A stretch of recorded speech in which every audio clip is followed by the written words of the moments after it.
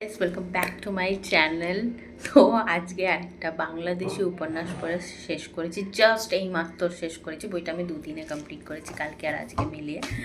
Sucharita by Nabila ইস্ক, এই বইটা মানে কী বলবো, আমি লিটারালি ব্লাশ করছি এই বইটা পড়ে। এই বইটার যে মেল লিডটা রয়েছে, মানে মেন এমএমসি হামজা, উফ, আবার কি সাংঘাতিক ছেলে, কি সাংঘাতিক ছেলে, কি বলবো।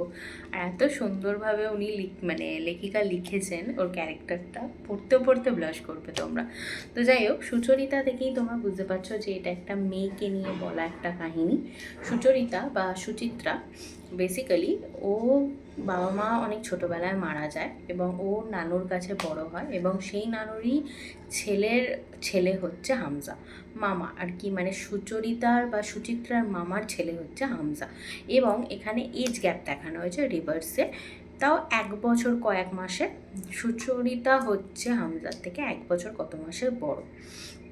তো যাই হোক, ছোটো থেকেই সুচরিতার প্রতি হামজার একটা ভালো লাগা ছিল, এবং সেটা বয়স বাড়ার সাথে সাথে সেটা ভালোবাসায় পরিণত হয়।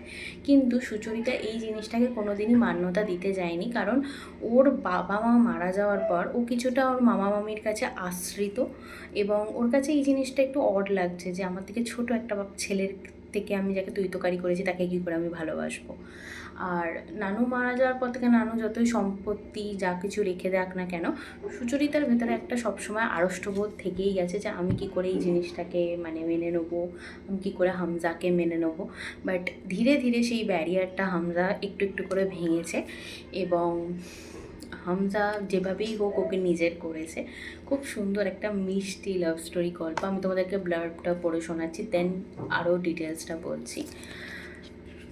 হামজা খুব স্বাভাবিকভাবেই বাড়িয়ে দেওয়া অ্যাওয়ার্ডটি নেয়, এগিয়ে যায় মাইকের সামনে। উৎসুক তারকাদের মুখ একটু একটু করে দেখাচ্ছে। হামজা মুখ খুলতেই ক্যামেরা তাকিয়ে বন্দি করে রাখে।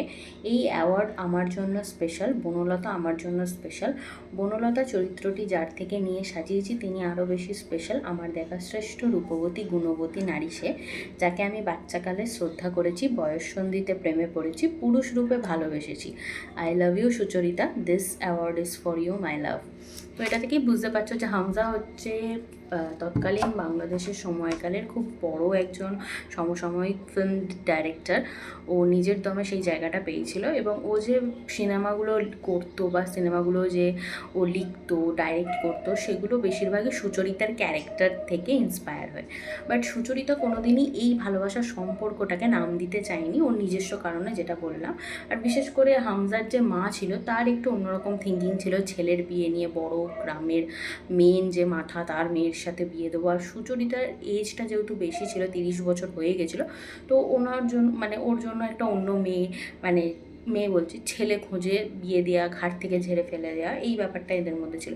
কিন্তু এখানে খুব ভালোভাবে যেটা আরও দেখানো হয়েছে, শুধুমাত্র হামজা নয়, হামজার যে বাবা রয়েছে মানে সুচিত্রার যে মামা রয়েছে, তার চরিত্রটাও খুব সুন্দর। পুরুষ মানুষ হিসাবে উনি এত সুন্দর শান্তভাবে নিজের ভাগ্নিকে ভালোবেসেছেন, সাপোর্ট করেছেন। ইভেন উনি প্রথম থেকে জানতেন হামজার সুচরিতার ব্যাপারটা, এবং উনি এটায় পুরোপুরি সাপোর্টিভ ছিলেন। আর খুব ভালোভাবে মানে ক্যারেক্টারগুলোকে খুব সুন্দরভাবে, একটা ছোট উপন্যাস বাট অনেক কিছু এখানে মানে দেওয়া হয়েছে। আমরা সমাজ, নিজেদের ভেতরে আড়ষ্টতা, এইসবের মধ্যে অনেক সময় ভালোবাসাকে আমরা দরজায় আসলেও সেগুলোকে অ্যাকসেপ্ট করতে পারি না, সেটা যাই হোক যে রূপেই আসুক। কিন্তু ভালোবাসা যখন তোমার দোরগড়ায় দাঁড়ায়, সেটাকে যে তোমায় দু হাতে আঁকড়ে ধরতে হবে সেই মুহূর্তে রিস্ক নিয়ে, সেটাই এই বইটার মাধ্যমে বোঝানো হয়েছে। আর বেসিক্যালি এখানে হামজা, স্পয়লার দিয়ে দিচ্ছি, তোমরা চাইলে এখান থেকে ভিডিওটা স্কিপ করে দিতে পারো, লাস্টে নিয়ে চলে যেতে পারো। তো এখানে বেসিক্যালি হামজা আর সুচরিতার অলরেডি বিয়ে হয়ে গেছিলো, এটা আমরা জানতে পারছি যখন সুচরিতার নানু মারা যায়। ঠিক সেই মুহূর্তে যখন উনি হসপিটালে ভর্তি হয়েছিলেন, ওই অবস্থায় ওনার নানু চেয়েছিল যে সুচরিতার বিয়ে দিয়ে দিতে, আর সেই মুহূর্তে হামজা কাজী এনে বিয়ে করে নিয়েছিল। তো ওরা একটা সিক্রেটিভ ম্যারেজ বা লোকানো বিয়ের মধ্যেই ওরা দুজনে ছিল, যেটাকে দুজনে নাম দিতে পারছিল না, এবং হামজার পাগলামির জন্যই সুচরিতা মানতে বাধ্য হয়েছে। সেটা খুব ভালোভাবে দেখানো হয়েছে, মানে ছেলেটা খুবই সাংঘাতিক টাইপের ছেলে, ডেঞ্জারাস ছেলে। তো ওভারঅল আমার এই উপন্যাসটা খুব ভালো লেগেছে। আমি এতটা বোকা, আমি কলেজ স্ট্রিটে যখন কিনতে গেছিলাম, আমি মানে স্বীকার করছি এই বইটা আমাকে দেখানো হয়েছিল, আমি এটা প্রথমে কিনতে চাইনি, কিনা আমার এর কভার পেজটা অতটা পছন্দ হয়নি বলে। বাট হয় না ওই যে কথাটা আছে যে ডোন্ট জাজ আ বুক বাই ইটস কভার, সত্যিই তাই। কভার দেখে আমি কিনছিলাম না, আর ভেতরে এত সুন্দর একটা উপন্যাস লুকিয়ে রয়েছে আমি বুঝতে পারিনি। মানে হামজা আর প্রণয় চৌধুরীকে যেটা সেম ভাইব দিচ্ছে। যাই হোক, আর এটা আমি মিশো থেকে পারচেস করেছি, অনেকটাই অফারে পেয়েছি, 212 কি 213 পেয়ে গেছি। অরিজিনাল বই পেয়েছি নবকথন পাবলিকেশনের তরফ থেকে, এর সাথে একদম অরিজিনাল বুকমার্কও ফ্রি পেয়েছি। তোমরা যারা যারা চাও কিনতে আমাকে কমেন্টে জানিও, আমি তাহলে লিঙ্কটা তোমাদের সাথে শেয়ার করে দেবো। এছাড়া তোমরা কলেজ স্ট্রিট থেকেও আর অন্যান্য অনেক ইনস্টাতে আরও বাংলাদেশ উপন্যাস সেল করছে, তাদের থেকেও তোমরা এই বইটা পেয়ে যাবে। এই বইটার প্রাইস খুবই কম রয়েছে, 300 টাকারও কম,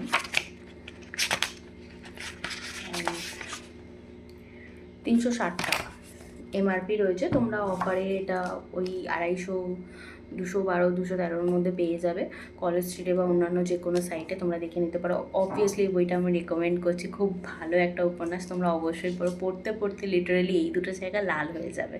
তো যাই হোক, যদি তোমাদের ভিডিওটা ভালো লেগে থাকে অবশ্যই আমার চ্যানেলটাকে like, share, subscribe and comment করে দিও। দেখা হচ্ছে নেক্সট ভিডিওতে, টাটা।